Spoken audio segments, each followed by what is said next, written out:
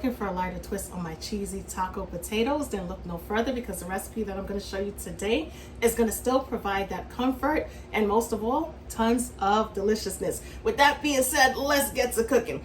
As you can see right here, we have our diced potatoes. Now here's the thing, we make our potatoes similar in size, however they are not going to be 100% the same size, but we want it to be at least similar in size. All right, first thing we want to do is start off with a small drizzle of oil. I'm using olive oil for these potatoes today because it makes sense, you know what I'm saying? Show olive oil a little love. We're going to take some salt and ground black pepper, and I'm going to add my salt, ground black pepper to give it some taste. I'm not going to add too much because after the potatoes are finished cooking, we can always get back in there and add some more seasonings. All right, let's add some of my all-purpose chicken seasoning. This is going to give it a nice, perfectly seasoned flavor. All right, perfect. We're also going to add some smoked paprika for a nice smoky element of flavor, along with our regular paprika as well. The regular paprika has subtle flavor, however, it is going to help with the enhancement of the color. Let's add some chicken bouillon as well to amplify the flavors. All right, and that's about it, my loves. It's time for us to get to mixing. Give it a good mix and a good toss in the seasonings. Once you're done, you're going to bring out that hefty skillet, right? When I say hefty, I'm talking about a heavy duty skillet, okay? Heavy duty simply because we're going to be pan frying our potatoes. And yes, they're going to be nice and crispy on the outside, but most importantly, they're going to be nice and tender on the inside as well. Now, here's the thing. When it comes down to the potatoes, you can choose to either take your potatoes like this and place them onto a baking sheet, bake those potatoes on up, or you can simply boil them on the stove top, right? And once you're done, you can season them as well before adding it to your meat mixture. But for now, for today's choice, we're just going to pan sear them because I want them to be nice and crispy. The oven would definitely get the job done, but the only difference is the oven is going to take way longer. Once your potatoes look like this, we are good to go. Perfectly seasoned and ready to be fried. Let's add some oil to our pan. All right, and let's add our potatoes.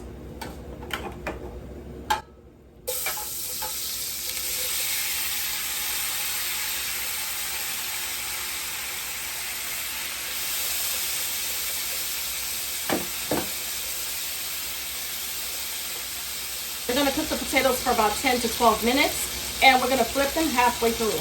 Check it out. It has the perfect crust going on. Let me see if I can get one to show you. Yay! That looks great. That's exactly what we're going for. I'm going to try to place them flat onto the bottom of the pan because we want to allow as much surface contact in order to cook our potatoes evenly. And I'm not going to disturb them. All right, that would allow it enough time to develop that nice crust. If you feel like your potatoes are burning, feel free to lower the flame, right? So you maintain that control. Don't allow the potatoes to control you, okay? Make sure you control what's going on in the pan.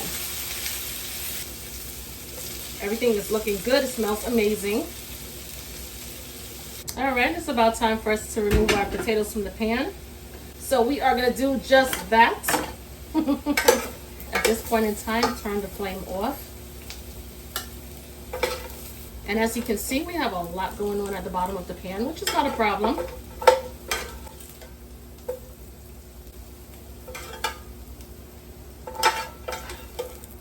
All right. And this is what we have. This looks amazing, not to mention it smells, ooh, the aroma. Don't play with me. I would eat all of this right now and cut the camera, okay?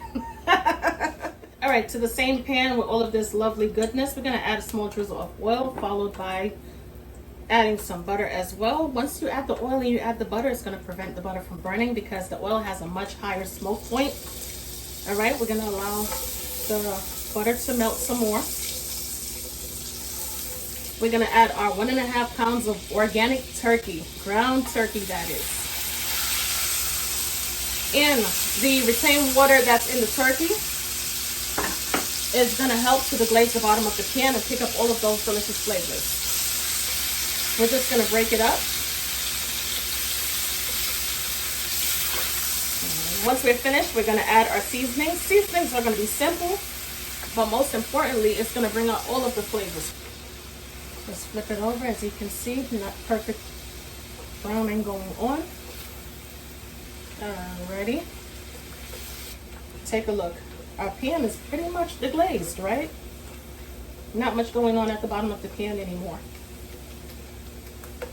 Okay. Let's add some aromatics to give this ground turkey some more flavor. This is a combination of, as you can see, red, green, and green bell peppers along with diced onions. Now we're gonna combine the onions and the bell peppers together into the mixture, and we're gonna cook these bad boys down until they become slightly softened and translucent. When it comes down to the dicing of your aromatics, your bell peppers and onions, it's gonna be up to you, right? As far as how chunky you want your bell peppers to be. All right, let's add some minced garlic. Allow the garlic about maybe 30 seconds to become toasted. Toasting the garlic for about 30 seconds is gonna allow the garlic to become even more fragrant. Let's combine the garlic with the meat.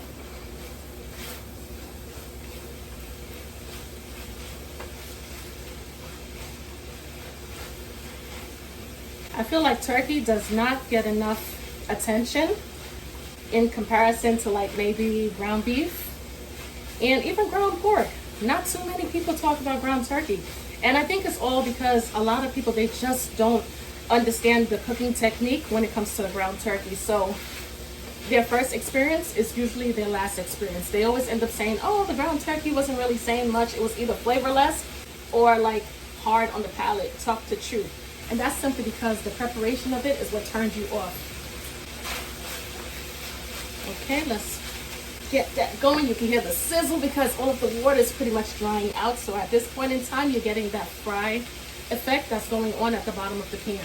All right, cooking with Tammy seasoning, all-purpose chicken seasoning for a nice, robust, delicious flavor. All right, add a good amount. Let's give it some flavor. We're gonna add some smoked paprika as well. Just gonna finish this bottle up because I have more, along with our regular paprika.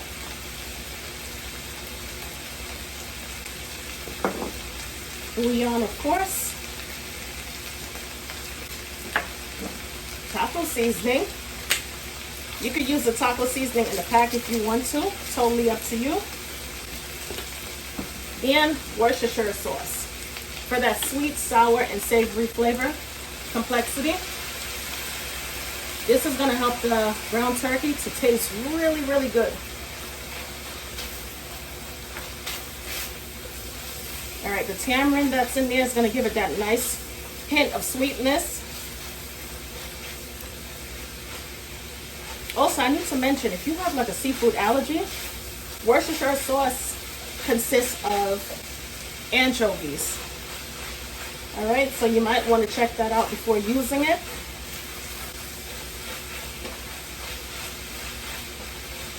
This smells, woo, this smells good. All right, spread this on out into the pan. Allow the flavors to intertwine some more.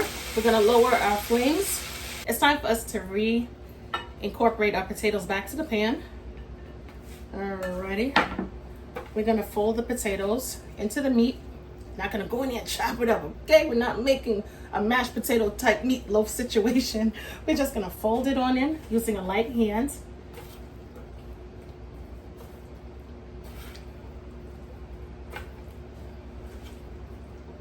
All right, perfect meat to potato ratio. We're gonna go in with the Mexican blend of cheese, of course. Add as much or as little cheese as you prefer, all right? If you don't want to add a lot of cheese, you ain't got to do all that. Totally up to you. I'm going to turn the stove back on lightly using, I want to say this is way less than a quarter cup. This is about 3 tablespoons of water. Going to add it to the perimeter of the pan. Cover it on down, and what's going to happen is you're going to create a steam effect. The steam effect is going to allow the cheese to melt really smoothly, and it's going to look nice and creamy once everything's melted. Time for us to add our finishing touches. to our beautiful cheesy taco skillet. Wow, this is so pretty. We're gonna add some finely chopped parsley. All right, you can either wait until this cools down and add a dollop of sour cream to the center to give it that full beautification, if you will, or you can simply just serve the sour cream when you serve it up if that's what you desire. But for now, we're just gonna add our parsley. I don't have green onions on hand, so that's totally okay. And yeah, that was just a couple ideas as far as what you could do when it comes down to serving your cheesy taco potato skillet. Alrighty, time for the best part. All right, look at our beautiful cheese pull. Looks amazing. Perfect. Check out the hints of bell peppers. Gorgeous. Let's go. Ooh-wee.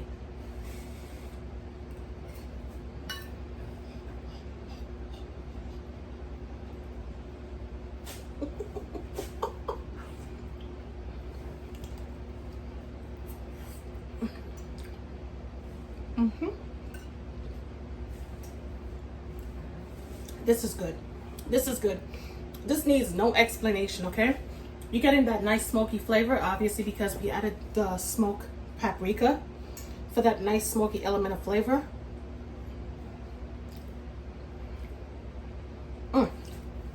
Get your hands on the Cooking with Tammy all-purpose seasoning. Even though it says chicken is interchangeable, use it for anything. But this plate right here, quick and easy, about 30 minutes in total. And most importantly, absolutely delicious, and it's not lacking with any flavor whatsoever. Give it a try. There's nothing else left to say besides give the turkey a try. Okay, guys, let me know what you think. And as always, thank you so much for tuning in. If you're looking for recipe details, scroll down to the bottom of the description bar area, click on more. And once you click on more, a drop-down display box will present itself with the recipe details. I'll catch you guys in another video. Talk to you later. Bye, guys.